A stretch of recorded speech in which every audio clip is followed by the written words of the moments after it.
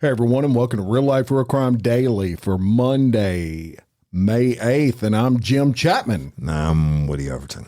And I'm Mike Agavino. How are you guys? Living large, living La Vida Loca. Menudo's lead singer, one of them. That's right. Ricky Martin. And you didn't know what Menudo meant. Ricky's a big fan of yours. Yeah, I told you I used to do a choreograph. I know that him and Justin Timberlake. Yes. How were your HelloFresh desserts this weekend, Oh, Jim? they were lovely. Oh my God! Lovely. Let me tell you something. I held back one of those chocolate delights for this weekend, and it went down lovely.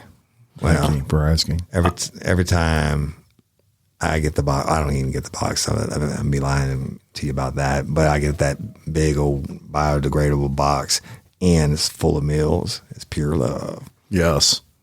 That means no Walmart delivery is coming because everything's in the box. There you go. Right. There you go. That's right. Sorry, Walmart. Cindy ain't sneaking that debit card. I get that. I get the alerts from Walmart, but the HelloFresh is loving the box. Yeah. It's usually the kids anyway, isn't it? Right. Yeah, I need to. At I need least in my I need a case. food safe Yeah. that only I know the combination to because I got an 18 and a 21-year-old Oh, I get it. at home who eat more than any human being should be able to eat. Yep. And it doesn't matter if it's the last of whatever it is, and they know it's one of my favorite things. In fact, that's an incentive. If it's one of my favorite things and it's the last one left, they are incentivized. And then they collude in a denial over who took the last one. And like if it's a cereal box, though, they'll leave like 5 pieces and put it back in the cabinet. Oh, yeah, that's like you can good get trick some of too. that. Yeah. But you know what? My wife and kids actually hide shit that they don't want me to eat from me because they know I'm lazy. I'm not going to go. I have my own like jam section, right? If it's something that they want to keep from me, they had it. Right. My mother told my sons a story about me hiding cheese in my drawer as a kid. And that was like the worst thing she ever did to me because now there's nothing disgusting I can catch them doing that I have, any right to call them on because they just come back and go, here, Grandma said she found you with that provolone in your sock drawer. There you go. Provolone. Yeah, Provolone in the sock drawer will get you in trouble. No, Agavino had to hide his provolone. Okay, let's You get opened away yourself up for from that cheese. one, Let's motherfucker. talk about Crime. one of your all Woody members was a who chick we from last actually week. haven't talked about in a little while. That's right. It's your business. No, not your business. There's a restraining order out still, so we can't talk about her. But Ms. Business, if you're not going to nasty. believe this, but Alex Murdaugh Oh my God. lied. Yes. And lied? he admitted that he lied. Oh my gosh. He did that in court. I mean, maybe the time spent away is helping him, find his. For the record, his Murdaugh true essence. and Baldwin are not on the All Woody team. Murdaugh is the second inducted member. I don't like him. I like the story. He got way too much kicking him coverage off? for killing his family. Well, you nominated the one who was selling organs last. Yeah, but that's episode. different. She's special. Oh, she is. No, I want to unnominate her. Ms. Business. We'll have the offline discussion about whether. right, here we go. Get ready. But look, the lie that he admitted to was he lied. He admitted that he lied when he claimed that dogs caused the former housekeeper Gloria Satterfield's fatal fall. And that's actually that's huge. because he did it. Well, No, he's not admitting that he did it, but I'm telling you, well, career experience, he did it. I told you all that. the before. still remaining All Woody team inductee and all-around piece of shit, Alex Murdaugh, claimed in federal court filing on Monday that he lied when he told his insurance company that the family dogs caused his late housekeeper, Gloria Satterfield, to trip and fall. You may recall that Satterfield died in February 2018 after tumbling on the steps of the family's main residence, which has since been sold, in South Carolina known as Moselle. Murdaugh's lawyers wrote in his reply to Nautilus Insurance Company's fraud lawsuit against him that, quote, No dogs were involved in the fall of Gloria Satterfield. They continued, quote, after Ms. Satterfield's death, the defendant invented Ms. Satterfield's purported statement that dogs caused her fall to force his insurers to make a settlement payment. So he's admitting to telling the lie that forced an insurance company to make a settlement payment. Now, why would he do that? Nautilus sued Murdaugh, his former friend and ex-attorney, the Corey Fleming guy, and others for fraud after they allegedly pocketed $3.8 million from Nautilus and another $500,000 from Lloyd's of London that should have gone to the Satterfield children. Right? We all remember that. Yep. Oh, we remember. Nautilus has accused Murdaugh of insurance fraud by encouraging the Satterfield children to sue him, then lining his pockets with the money that came from that lawsuit. Murdaugh told the Satterfield boys that a settlement had not been reached, as he and his co-conspirators allegedly spent the windfall. In the reply, Murdaugh's lawyers point out that the Satterfields recovered over $7.5 million based on the allegation that the disbarred attorney had stolen insurance money that should have gone to them. The Satterfield estate wasn't entitled to the funds in the first place if Murdaugh lied about the circumstances of the fall, the document contends. So he's only coming out admitting to the lie because the lawyers can now say the Satterfields aren't entitled to any of those funds because they were gotten through a lie. Mm-hmm. So lawyer Eric Bland, who represents the Satterfield family, alleges that Murdaugh is lying yet again to avoid a judgment against him and to encourage Nautilus to sue the Satterfield estate, which obviously got that other $7.5 million, so they're pretty flush. So in an unbelievably ironic twist of fate, the Satterfield boys are flush with cash. Murdaugh is broke. Murdaugh comes out and says, through his lawyers, I lied. Shocker. So that there's no rights that the Satterfields would have to any settlement which was obtained through lying. So the irony is Murdaugh's interest is to admit about lies he pocketed millions from. So the millions are now gone, and his likely truthful revisionist history leaves the Satterfields potentially exposed to a Nautilus lawsuit. Murdaugh's attorneys have appealed his conviction for the murders of Maggie and Paw Paw, so nothing going on there. SLED is still investigating the Gloria Satterfield death, so we'll see what else they come up with. And while Murdaugh's courtroom battles are far from over, he continues to melt the hearts of screwed up women across America. Oh my God. Alec Of course is he still does. receiving volumes of fan mail every day. Recently, Lacey, who describes herself as, quote, a small-town girl from Missouri, sent Murdaugh 6 messages. Quote, I am unable to get you off of my mind, she wrote in one. Takes all And in another, quote, I do want you to know that you are loved for and cared for. Isn't that sweet? It's so special. What kind of woman? These ladies tell us, there are a lot of you out there, what kind of woman is writing love letters takes to? all kinds to make the world go round. And you know what? The whole thing, all I heard was lawyers, lawyers, lawyers. And then you know what? I've come from many generations of lawyers, grandparents, grandmothers, grandfathers, and mom and dad, brothers and sisters, and everything else. And I just don't like any of them. The lawyers, I mean, except for Thomas Davenport out of Alexandria, Louisiana. He's a one honest dude. And out of Livingston. Well, no, I'm talking. Yeah. Unless I was in Livingston, I would use Jasper Brock, absolutely. But he only does Livingston, right? Right. But Thomas Davenport, federal court, anywhere, that dude will rip somebody's balls off. And feed it to him. Exactly. Very good, That Mike. ends your Murdaugh update. There you go. And look, this is a great kind of segue into our next segment here, and that is that court documents are a great thing because you discover a lot about things that were previously covered, and they kind of pop up and they give you a little more insight into them. And guess what? You talking about like Justa or?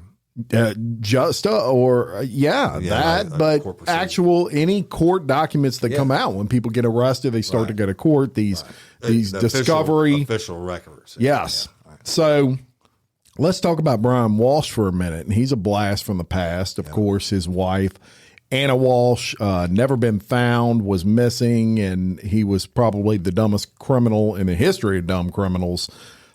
In this case. So a couple of things have come out that y'all are going to find interesting. And the first is in the court documents, they released a ransom note that was actually issued 6 days after she went missing. And so the contents of the note were included in a search warrant application and documents that were made public last week. The vague note was sent by email to a detective at 5:18 a.m. on January 7th. From a Gmail account with the username Richard Walker. Okay, and a few days after Anna Walsh. Dick Walker? Dick Walker. He said Dick. Yes. Dick Walker. So basically it said we have the so named Anna Walsh with us here.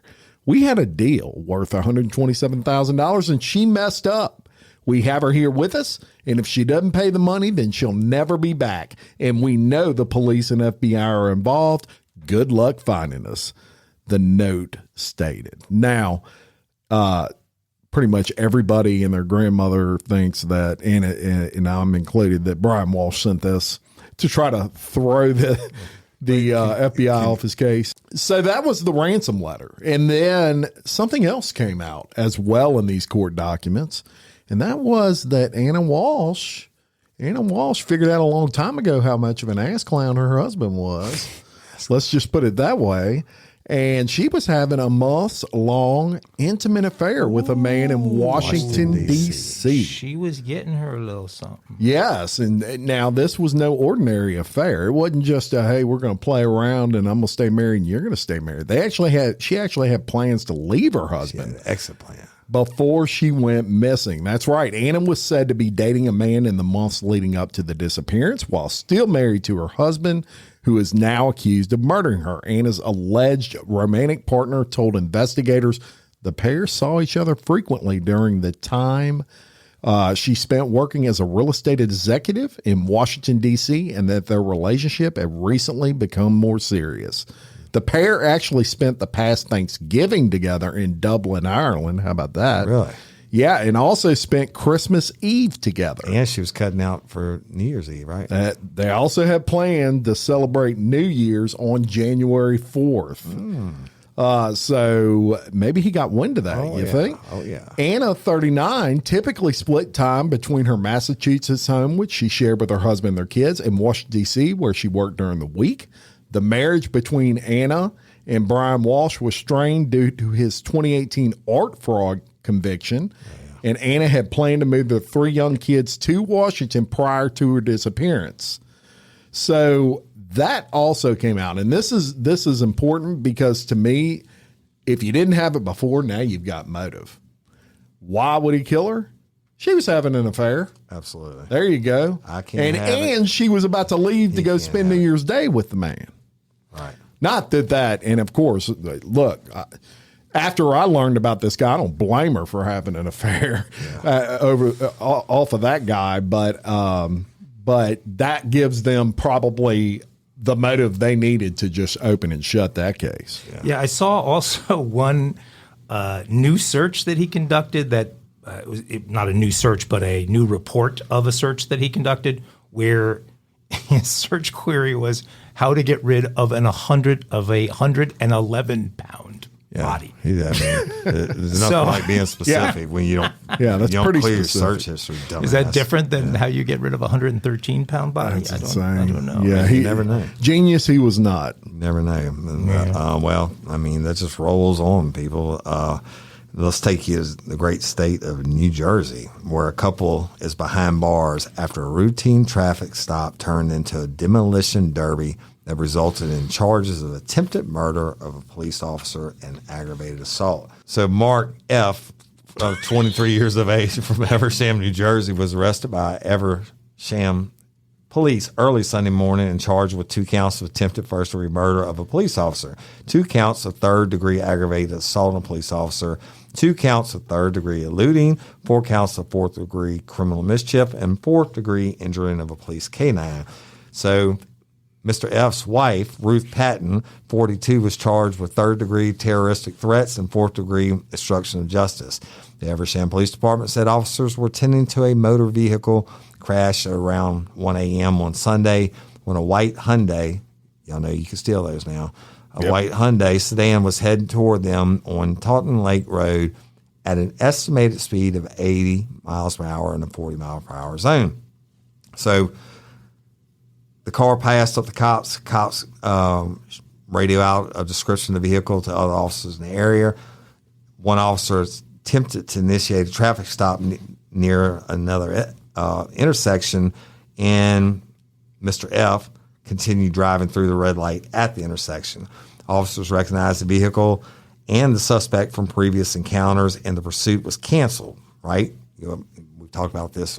Responsible move. Right. So instead, officers obtained a warrant for Mr. F and went to his house to serve it. But you can say his name, Mike, when I get done.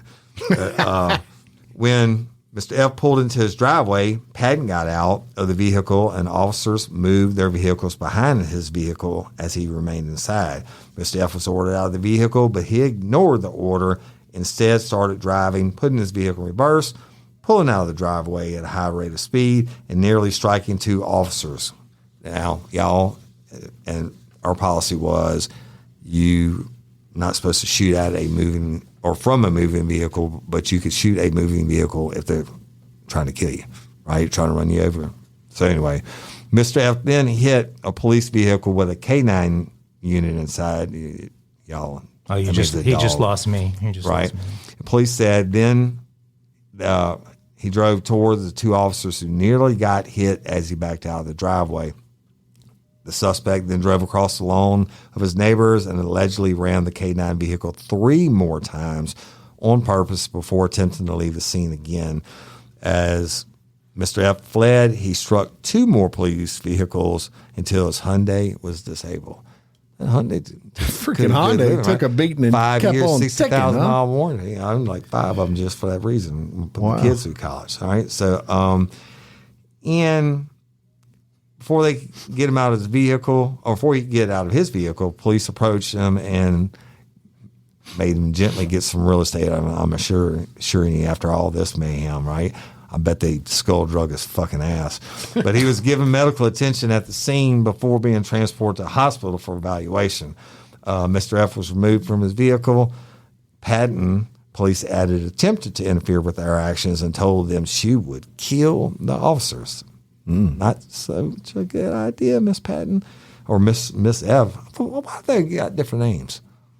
That's his wife. Maybe she couldn't pronounce his name either. Right. So officers were injured, retreated the scene, and the K9 Tango is being treated by a vet because of the 4 impacts to the vehicle it was inside of. Okay, but Tango's going to be okay, right? Right. So what's his name now? Okay, no. So is this Mr. F is this legitimately a work stoppage on your part? You refuse to pronounce, you attempt to pronounce anything Italian you see? No. It's not the because I've been here for several more hours than y'all today. And once I reach a certain, I'm being honest. Once I reach a certain point, I start getting tongue tied, and I know I can't say the dude's name. I know that on the early episode. Hell, I can't say his name if I've been here 5 minutes. And I know what The assault on my people continues. What's his name? Ferriolo. That's who Mr. F is, y'all. But he has a wife, last name of Patton. Figure that one out. Well, also, if you take a look at, you didn't have the pictures there? Nope. Yeah, I don't know about that couple. I think he was in his late 20s and she was in her mid 40s. It was a very weird sort of setup there. Not that, hey, love is love. Who you to judge? Love is love. No, no one to judge. Right. I'm just going to shut up. Except next story you have with, and I'm going to find somebody with like a 17-syllable Italian name for you next week. Next week when I'm fresh. Yes, when you're Not HelloFresh, code RRC50 for 50% off any first order delivery. Spark something uncommon this holiday with just the right gift from Uncommon Goods. The busy holiday season is here, and Uncommon Goods makes it less stressful with incredible hand-picked gifts for everyone on your list, all in one spot. Gifts to spark joy, wonder, delight, and that's exactly what I wanted feeling. Hey, y'all, I ordered a super cool piece. It's a candle with a sculpture of an LSU Tiger Stadium on top of it. And each officially licensed laser cut wooden replica features up to 4 layers of detail, creating a bird's eye view of a specific football field, seating section, and more. And every label includes your stadium's name, the team's logo, and school location. And it has a coconut, soy, vegan wax infused with sandalwood smell that creates tailgates and touchdowns scent profile, reminiscent of game day. It's invigorating like fresh cut grass and nostalgic like smoke from a pre-game grill, and calming like the crisp autumn air of a new semester on campus. Y'all, I love it. I have it at the base of my TV, and I'm ready to watch the Tigers play on Saturday night, right? Uncommon Goods. Look, when you shop at Uncommon Goods, you're supporting artists and small independent businesses. And many of their handcrafted products are made in small batches. So shop now before they sell out this holiday season. Uncommon Goods looks for products that are high quality, unique, and often handmade or made in the U.S. They have the most meaningful, out of the ordinary gifts anywhere. They even have gifts you can personalize. From holiday hosts and hostess gift to the coolest finds for kids, to hits for everyone from the book lovers to diehard sports fans. Uncommon Goods has something for everyone, not the same old selections you can just find anywhere. And with every purchase you make at Uncommon Goods, they give $1 to a nonprofit partner of your choice. They've donated more than $3 million to date. So to get 15% off your next gift, go to uncommongoods.com/RLRC. That's uncommongoods.com/RLRC for 15% off. Don't miss out on this limited time offer. Uncommon Goods, we're all out of the ordinary. Hey, y'all, let me tell you about Gobble. All Gobble meal kits are pre-prepped. That means less work for you and less waste in your kitchen. Their meal kits include everything you need so you can save time at the store or just skip that trip entirely. I got the box in and I had 3 different meals. I had a Kung Pao chicken, crispy fish tacos, and a beef bourguignon, however you say it. But let me tell you about the classic beef bourguignon. Look, it came with beef pot roast and a beef broth concentrate, red wine demi-glaze, cremini mushrooms, cipollone onions, mashed potatoes, baby carrots, and rosemary thyme butter. It was so easy to make. Literally like 15 minutes it took Cindy. And let me tell you something, all the dishes were fire, but this thing was like a taste explosion in my mouth. It's just unreal. We got to spend more time together and more time doing the things we love because everything came in this one single box right to my door. So see what a difference Gobble will make for your household. Right now, they're offering my listeners a fantastic limited time deal. You get $120 off across 4 boxes plus free shipping and free cookies. And let me tell you, those cookies, I ate one that was sin baked and it was delicious. Go to gobble.com/real life. That's GOBBLE.com/real life for $120 off your first 4 boxes. This offer is not available on the home site, so don't miss out. This is genius. It's taste explosions in your mouth like you never had. This is a story that was a really, really big story, the story of the day on Wednesday, May 3rd, involving a shooting in the city of Atlanta. Oh, I saw that shit. Atlanta police confirmed that Dion Patterson, the 24-year-old gunman who they say opened fire at Midtown Atlanta's Northside Hospital, was taken into custody Wednesday night. They held a joint press conference with the Cobb County Police Department detailing the arrest. Authorities identified the suspect as Patterson, who was discharged from active duty by the Coast Guard in January. Right. His former Coast Guardsman. They were able to identify him by using surveillance video. Folks, we're going to have to rearrange this room so I don't look at Woody when I'm doing a story. Sorry. Yeah. Patterson now faces counts of aggravated assault and 1 count of murder. He's currently booked into the Fulton County Jail and being held in the jail's observation unit. Patterson is scheduled to go before a Fulton County judge this morning as we record Thursday. Cobb County Police Chief Stuart Van Hooser said while technology played a very instrumental role in tracking Patterson, he also credits the timeliness of his capture to the hardworking people analyzing footage and looking for clues. So they got some technology help in finding this guy.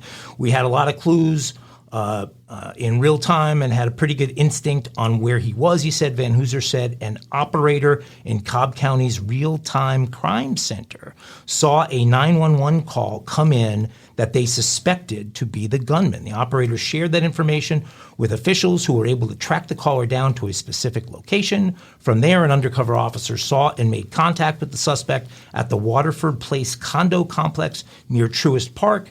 As uniformed officers closed in and made the arrest. The suspect was apprehended without incident. A handgun was seized. He will be charged and stand trial for his crimes, Atlanta Mayor Andre Dickens said. Patterson's mother, Minion Patterson, said that her son had some mental instability going on and that he had gotten some medication from the VA that may have been bad. While rumors circulated revolving around the suspect's mental health status, Atlanta Deputy Chief Charles Hampton said the department would not be releasing any information regarding that. He did, however, confirm that the suspect was at Midtown Atlanta's Northside Hospital Wednesday for an appointment. It seems like every single one of these we go through, we've got a situation with somebody with some kind of mental illness, some kind of mental health crisis, and these people are out there one reason or another. I mean, this guy seemed like he was perfectly sane and healthy, getting his, I don't know if you get honorable discharge, you just got a discharge from the Coast Guard in January. So I'm only talking a couple of months ago. Yeah. And he just shoots up a hospital waiting room.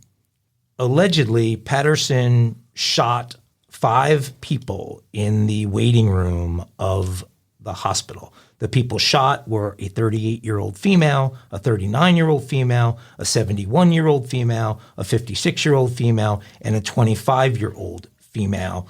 On Wednesday night, Fulton County medical examiners identified the deceased victim as 38-year-old Amy St. Pierre of Atlanta, who happened to be an employee of the Centers for Disease Control, the CDC there. So crazy. He shot him indiscriminate. No victimology on that.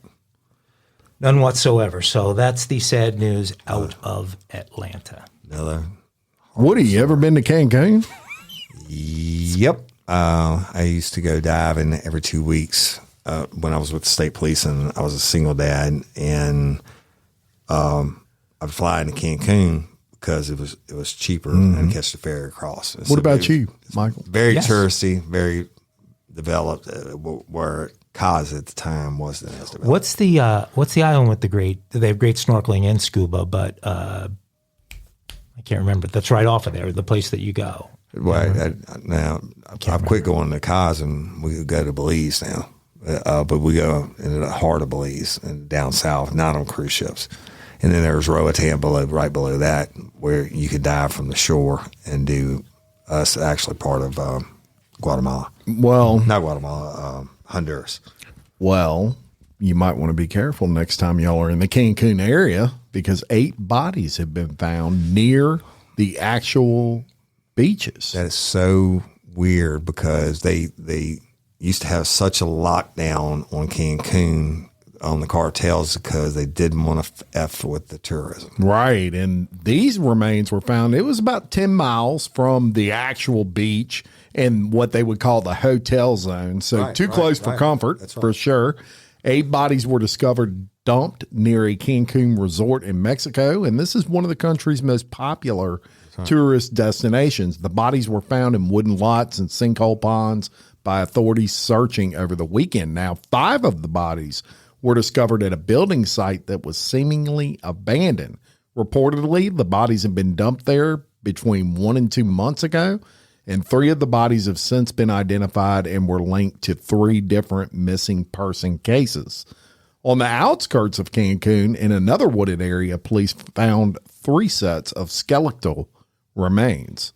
Relatives of the missing people, volunteers, and specially trained dogs accompanied authorities in the searches, which have become common throughout the country as of late, and rival drug gangs have allegedly caused violence in Cancun and the resort-studded Caribbean coast south of it, and the coveted body dumping grounds are reportedly used by the drug cartels to dispose of the victims' bodies.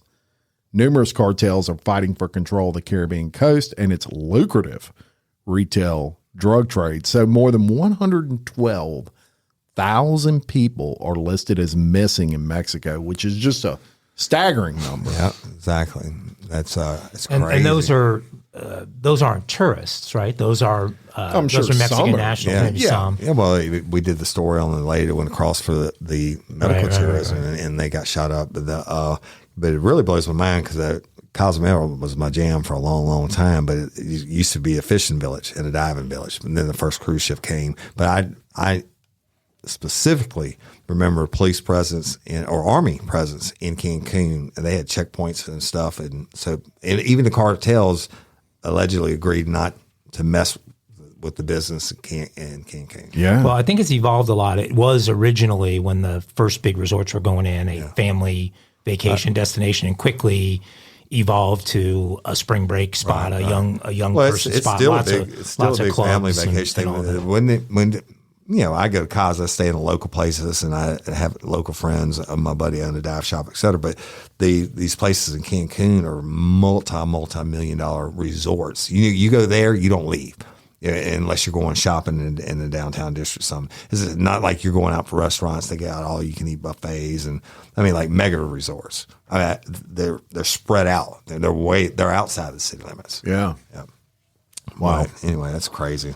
So y'all, on May 1st, 2023, at approximately 4:55 p.m., officers responded to a report of an assault that occurred on a school bus in.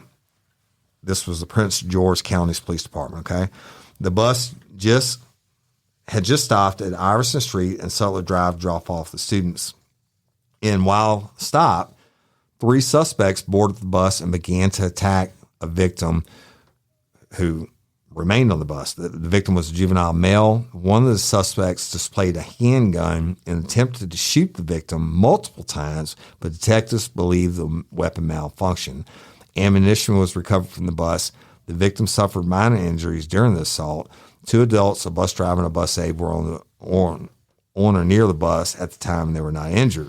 And the suspects are currently on the run. But this was an attempted murder, plain and simple, Martin Diggs, head of the bus drivers union in Prince George County, said about the Monday incident. After the 3 teenagers boarded the bus, one of them is said to have pointed the gun at the 14-year-old's head and pulled the trigger 3 times. The gun did not fire, and the police later found 3 live rounds in the bus. The suspects, who were wearing hoodies as well as masks, pistol whipped the teenager after the gun misfired. They tried to kill my son 3 times and they failed, the victim's mother told the outlet. And you know what? I would say to them, you're cowards. You're going to forever be a coward. You're not going to have any good luck, and you will get caught. And, naturally, the people are terrified in the school bus district. We're talking more and more about school buses every day, right? Yeah, and crazy crimes in D.C. being committed by teens, by Just underage. like running wild. Yeah. Hey, but you know what? There's an angel protecting that 14-year-old. He got pistol whipped. Yeah. I've never heard of a pistol, and unless they racked it back. I mean, you click and then they keep tap, rack and roll to clear your malfunction. I can't imagine this kid's training that. You click 3 times and there was an angel putting a finger in that barrel. I agree. So it's crazy. Crazy world we live in, people. Yeah. Developing case coming at you. Well, folks, we value your comments, your participation on our social media, et cetera, and look to deliver stories based upon the subjects that you really want to hear about. Right. And there's been a large outcry in Real Life, Real Crime Daily Nation for more Royals news. And so I'm leaving. I swear to God, I'm going to get up and leave. If you do anything about Prince Harry or the Royals at all, I'm leaving. There is an outcry from our audience for a little bit of Royal. We have to serve the people. You start and see what I'm going to do. There was an explosion outside of Buckingham Palace. That's news. That's real. That's crime. Okay, that's real news. Right. So Metropolitan Police say they've arrested someone outside of Buckingham Palace on Tuesday night. This is just 4 days, just 4 days ahead of King Charles' coronation. Okay, still legit. Legitimate. Right. Royals news. That you would crime. talk about those other No. Well, early reports that it was Meghan Markle that those reports proved to be false. Those reports proved to be false, as she is not even planning on attending the coronation event. Her beloved Harry. Stop, I'm gone. Her beloved Harry has supposedly secured bleacher seats for the event. A man was arrested outside of Buckingham Palace on Tuesday evening after police say he threw what they believe to be shotgun cartridges into the palace grounds. King Charles and Queen Camilla were not at Buckingham Palace at the time of the incident. All legit. The unidentified man was arrested around 7 p.m. Authorities used a, quote, controlled explosion to eliminate what they say was a, quote, suspicious bag found in the man's possession. All legit. In the release, authorities say they quickly detained the man after he approached the gates of Buckingham Palace and threw a number of items suspected to be shotgun cartridges onto the palace grounds. Quote, They have been recovered and will be taken for specialist examination. The man has been arrested on suspicion of possession of an offensive weapon. Chief Superintendent Joseph McDonald said in his release that there have been no reports of any shots fired or any injuries to officers or members of the public. After his arrest, police say the area was cordoned off by authorities and they used the controlled explosion, quote, as a precaution. The incident, as I said, comes just 4 days ahead of King Charles' coronation at Westminster Abbey on Saturday, and Buckingham Palace had no further comment other than to verify that Meghan Markle was not implicated in the incident. Now, what is it? What is a controlled explosion?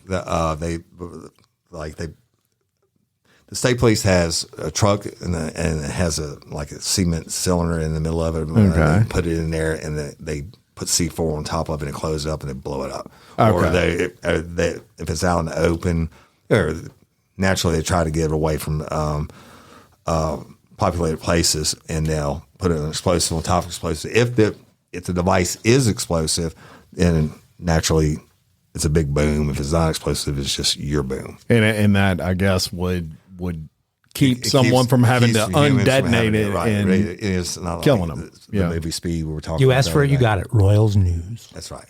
Just not those fake Royals. All right, so we're going to bring you back on this side of the pond, and we're going to give you a story coming out of Baton Rouge, and that is a 23-year-old has been arrested after a runaway 11-year-old girl was found hiding at his home. Police have arrested a 23-year-old man after a missing 11-year-old who never arrived home from school was found in his apartment. The Baton Rouge Police Department responded to the home on Tuesday evening for reports of a missing person. When they arrived, they spoke with the parent of an 11-year-old girl who reportedly never returned home. A day later, a tip led officers to a home in Baton Rouge where they found the girl with 23-year-old Julio Maldonado. The victim told police that Maldonado was her boyfriend, who she had started speaking with 1 month ago. Therapist at the Baton Rouge Children Advocacy Center, CASA, said this sounds like a typical case of grooming. As a matter of fact, Kaylee Egler said minors and kids state that they are dating adults. Yep. It's not dating, it's abuse. Exactly we get a few of those. They view it as that because they were groomed to view it as that. Yep. I worked too many of them, bro. Yeah, and she also told officers that she had called Maladano on Tuesday and that she didn't want to go home because her father was allegedly abusing her. While at his residence, the victim said they kissed and he tried to convince her to take a shower, but she refused. Grooming can look different in different situations, but the underlying goal is to gain access and trust. This from clinical director Maria Elena Allgood. Maladano was arrested for aggravated kidnapping of a child and indecent behavior. His bond was set at $175,000. Maladano needs his ass beat. That is disgusting and absolutely sickening. Shout out to the CASA workers, y'all, and they're the ones, the forensic interviewers that have to interview all the children, even the ones that are making fake allegations for whether it's a custody battle or whatever. But law enforcement monitors from the other room, I've done hundreds of these, and the CASA workers, the forensic interviewers who sit in the room with those babies and hear the shit that they have to hear, shout out to them. You know, as we'd say in Real Life Real Crime, murder by you. Hashtag murder by you, bitch, from Maladano. So, y'all, I'll take you to another story about a guy named Christopher Prestopino. One of your people, Mike? He would be one of my people, and let's just do a little Woody double check. He nailed that one. Right? That's awesome, Woody. Look, I'm doing pretty good. So he was 49 years old and was sentenced to 10 to 25 years in prison. He's from Las Vegas, y'all. But he was sentenced for killing an Instagram model whose remains were found encased in concrete. Prestopino pled guilty via an Alford plea, and y'all, Alford plea is saying you're guilty without saying you're guilty, basically, and getting time served. Anyway, he took the Alford plea last month to second-degree murder and first-degree kidnapping in the death of 24-year-old Esmeralda Gonzalez. Gonzalez vanished in late May of 2019, according to police, and her body was found in the desert outside Glendale, Nevada. And her hands were bound, and there was white tape around her head and neck. The body was found wrapped in blankets and stuffed inside a 250-gallon water tank that was then filled with concrete and covered with wood. That's a lot of concrete, y'all. The prosecutors alleged that Prestopino was high on meth when he strangled the model. A tipster supposedly alerted police Gonzalez was injected with pool cleaner before being dumped in the desert. That's got to be a pleasant way to go, right? Prestopino alleged accomplices Cassandra Garrett and Lisa Mort were taken into custody following Gonzalez's death. Garrett later pleaded guilty to voluntary manslaughter. Mort was charged with being accessory. Wow. I don't know. Who the fuck can afford to bury somebody in a 250-gallon water tank? And then they must not haul it out there. Must have it's awful, man. And then you're in the middle of the desert and you got enough water to mix concrete. Crazy. Yeah. I don't know, but another crazy ass drugs, involved, and you're injecting her with like chlorine. Pool cleaner. Yeah. I don't know. All right. UC Davis has arrested a serial killer. Davis police announced the arrest of a former 21-year-old UC Davis student as the suspect in 3 stabbings that left 2 men dead and a woman critically injured. Davis Police Chief Darren Pytel said Carlos Dominguez, who was a student at UC Davis until last week and previously lived in Oakland, California, was arrested Thursday afternoon on 2 homicide counts and 1 attempted homicide charge. The district attorney will be reviewing reports in the coming days to determine charges. He added that detectives are still investigating a motive for the attacks and that Dominguez was aware authorities were searching for him. Now, the arrest comes after a series of knife attacks that began April 27th in UC Davis with the stabbing of 50-year-old David Henry Bro, who later was found dead in the city's Central Park. 2 nights later, on April 29th, UC Davis senior Kareem Abu Nim, 20, was stabbed to death at Sycamore Park. That week of attacks terrified residents of a normally peaceful community and students at nearby UC Davis, where security patrols were stepped up and the night classes were being held remotely as police sought a suspect.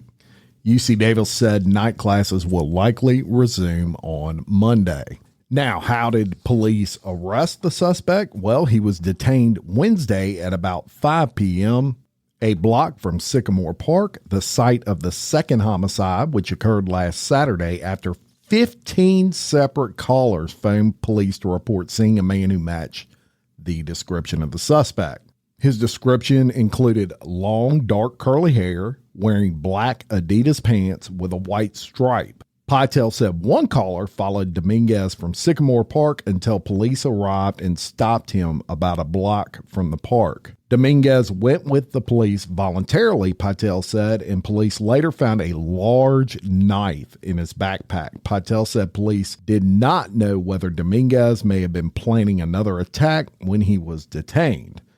What I can say is that he was out wandering a neighborhood where the second homicide had occurred, Pytel said.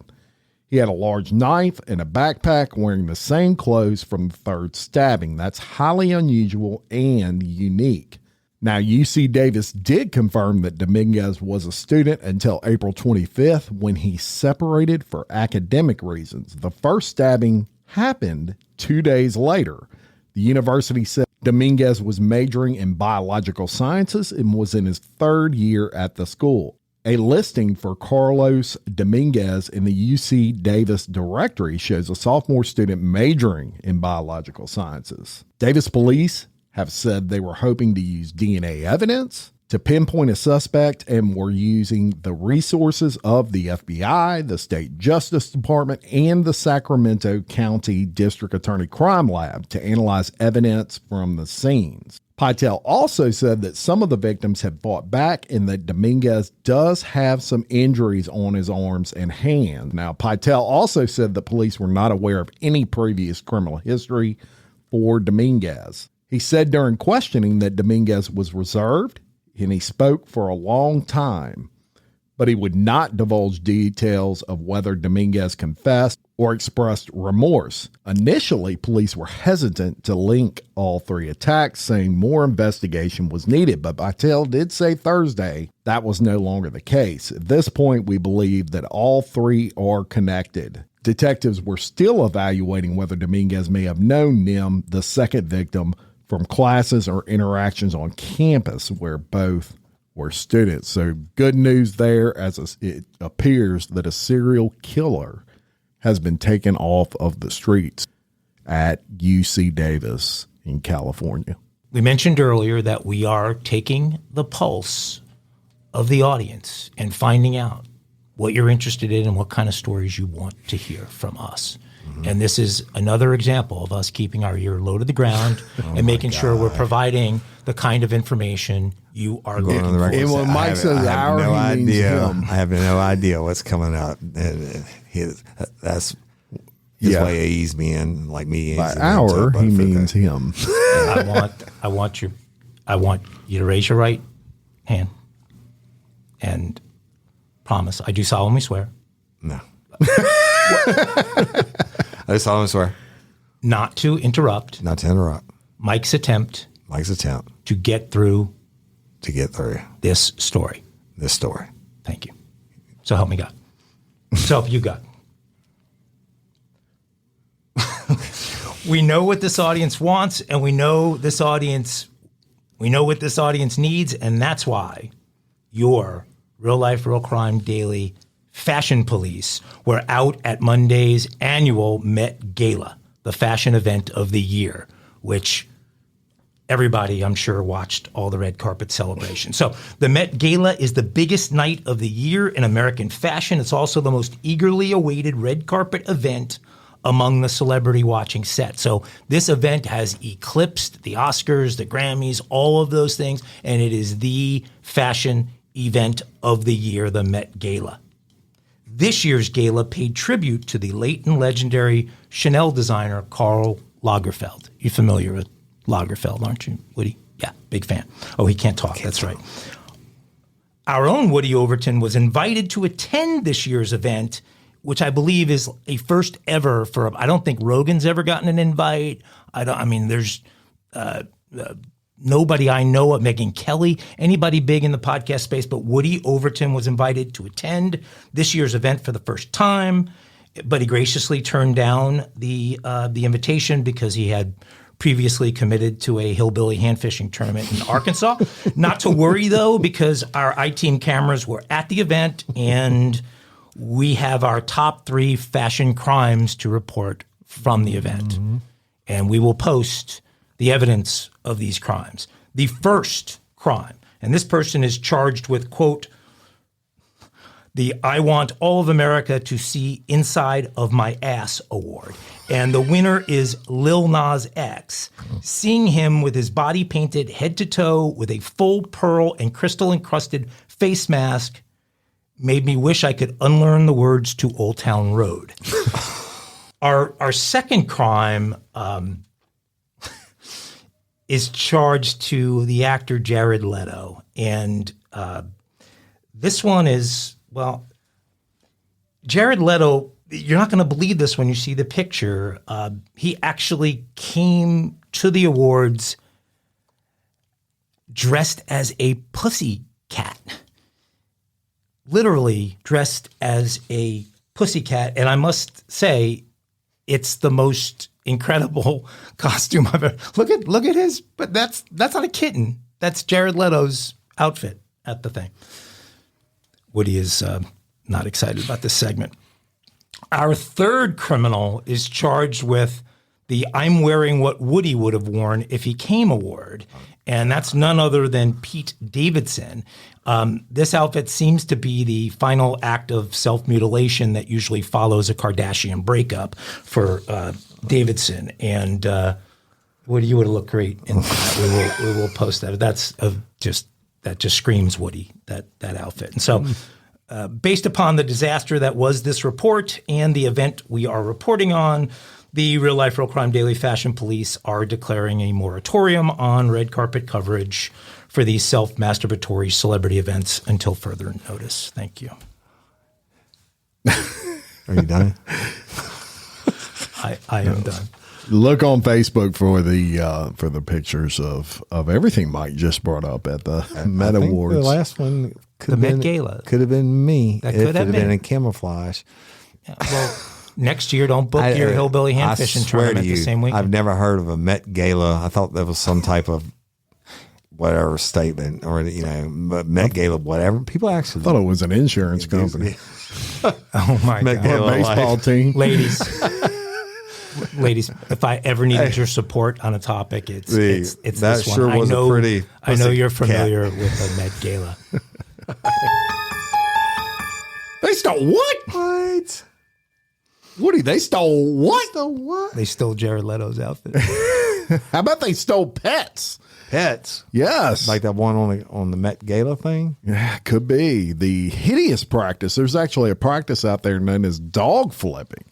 And it's rose in attention I've actually heard of this. the past few years. Unfortunately, it appears to still be a problem. What this crime basically involved is the stealing of a pet and then flipping it to a buyer to make a buck.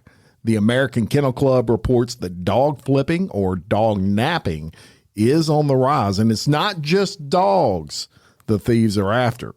There have been reports of cats, lizards, parrots, macaws, and hamsters being stolen, as well as more than a few snakes, which thieves sometimes stuff down their pants in pet stores. Really? Yeah. I got an anaconda in my pants. Right? Wait, when it has 100 teeth and holds back a monster? Y'all know that one, right? One exotic pet store in Omaha. Oh, shit. One exotic pet store in Omaha was ripped off for $18,000 worth of snakes and a few frozen rats to feed them just a month ago. Really? Just a month ago, though, in a happy ending, the thief in that incident was caught, and all the reptiles and rats that were still alive were returned to the store. That's crazy. Here we go. Oh, yeah. That's what I'm talking about. It's time to get kinky.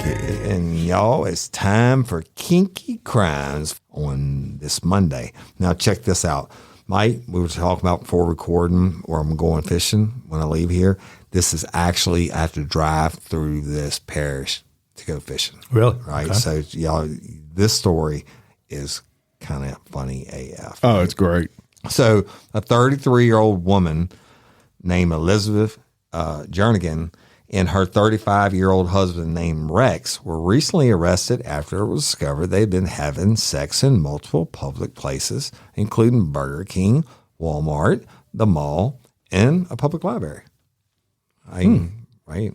We've all done that every once in a while, right? But the problem was, y'all, When you're in the mood, you're in the mood. as soon as they got done having sex in these public places, unlike Mike Agavino, they went straight to the website Pornhub and uploaded the videos of them having sex in the public place, right? Oh, that's So they were busted after police were given a heads up of a lewd activity occurring at the public library. Yeah, that's not legal, right? So authorities say the Jernigans recorded themselves having sex in the library and then uploaded the video to pornography website Pornhub. Jernigans were charged with 6 counts of obscenity after police say the couple had intercourse in various other businesses throughout the city of Houma and Terrebonne Parish, where I'm going today, over the course of several months. On the Dua's account, videos show Elizabeth exposing herself and masturbating inside places of business, including the Southland Mall in Houma, been there, a local Walmart, been there, because it's the only Walmart in Houma, and a Burger King. Probably been there. In the video filmed in the public library, I haven't been there, Elizabeth is seen performing oral sex on her husband in front of a periodicals rack. yes. Houma, right? Houma police obtained several of the videos, which have been secured as evidence. And it doesn't end there. After being released on bail, Rex posted the news of their arrest on Pornhub. To all my friends and followers, the wife and I just recently bailed out of jail for our public videos we posted on Pornhub. Hopefully, soon we'll get to post a new video. I'm going to tell I you need to what. look them up on the way down there. And hopefully if they do, I mean, they pick a better fast food spot than Burger King. There's not a lot in Houma. Oh, Yeah. come on. It's a very small town. Homa's got a Cane's. Oh, Homa's yeah. I'm sure they Homa's got. Well, I mean, you know, Wendy's. I mean, who although that says is the Wendy's? home of the Whopper, though. I mean, if you're, it's But, yeah, they probably did something why- about you home know of why the I never Whopper. use the Although he bathroom? could have been a Whopper Junior. You know why I never use the bathroom Whopper with a broken hand? Because it takes 2 hands to handle a Whopper. Oh, Lord. I mean, a Have bathroom mercy. Burger King with a broken Yeah, hand. 'Cause it takes 2 hands to handle a I Whopper. got it. Kinky was a Crimes. I'll see you today. A great Yes. episode of Kinky Crime. Thank you, Woody Overton, for that. Thank you. Give me some banjos. Lay it on. Here we go. We got to get him an outfit. We got to get him some I overalls. just want a banjo. I got to learn the banjo. This is a good one today. We have a thief who was caught, as all these dumb criminals end up getting caught. Except for the one who nutted in the shoes. Except for that one. That was a kinky. That wasn't a. That You're right, wasn't you're a right, dumb. you're right, you're right. I think all the dumbs have been sorry. apprehended, I got and them this confused. one would follow suit after trying to rob the same bank 2 days in a row. Nice. Nice. They say criminals always return to the scene of the crime, but a bank robber in California didn't even wait a day before he came back to the branch he allegedly knocked over. Samuel Brown, 33 years old, was busted after he tried to rob the same Fountain Valley Chase Bank 2 days in a row. The San Diego resident took off with, quote, a large amount of cash after he slipped a stick-up note to a teller at the New Hope Street Chase at 3 p.m. on Monday. You would think that would have been good enough for old Samuel. But the dough apparently wasn't enough for Brown, who came back to the bank the next morning and tried to rob it again. What a dumbass. Hey, it worked Police once. arrived and arrested him without incident. Nice. Woody, didn't you do an episode of Real Life Real Crime Original where you arrested a bank robber who robbed a bank right across the street from a police station? Right across the street from the Springfield police station. Yeah, that's very smart too. Yeah. I mean, like literally, like 20 yards. Closing banjos. Yes. Hey, it worked once. That was a good one. It was good. What a dumb criminal. A friend of mine in FBI said that if there was one crime that he was going to do one time in his life that he knew he could get away with it, he said it'd be rob a bank. Yeah. Well. Got a good Lay day it in on us. crime for y'all. I love From these. 1896, we're bringing you way back. H.H. Holmes, America's John, first. is that John Holmes? Is Johnny Holmes? No, No. not related. Well, Holmes not is that I a know porn of. star. John Holmes. Johnny the Wad Holmes. Yeah. Yeah. Oh my God, the wad. Double H. Holmes. I can't turn around and look at her. I won't. America's first known serial killer was executed by hanging in Philadelphia, Pennsylvania. The very first known serial killer in There you America. go, Mike. There you And go. look, here's one that's actually very interesting. In 1977, Marjorie Jackson was found murdered in her Indianapolis home.